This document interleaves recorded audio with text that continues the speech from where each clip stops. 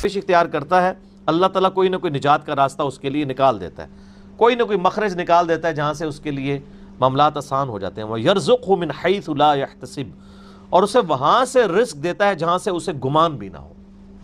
ہائے ہائے ہائے، رزق میں صرف دنیاوی جو ہم مال دولت اس کو ایک رزق سمجھتے ہیں، یہ ایک رزق کا بالکل چھوٹا سا ٹوٹا ہے۔ اس سے بڑا رزق اللہ تعالیٰ ہمیں دے رہا ہے جس کی طرف ہماری توجہ نہیں ہے، اور وہ رزق ہے ہماری صحت۔ ایک شخص کے پاس کروڑوں روپے ہے لیکن اس کے گردے فیل ہو چکے ہیں، تو کس کام کا ہے؟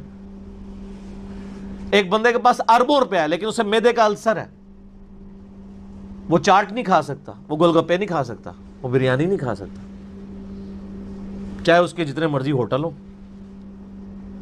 تو دنیاوی مال و دولت کا آ جانا صرف یہ رزق میں سے، میں نے کہا یہ بالکل چھوٹا سا جز ہے۔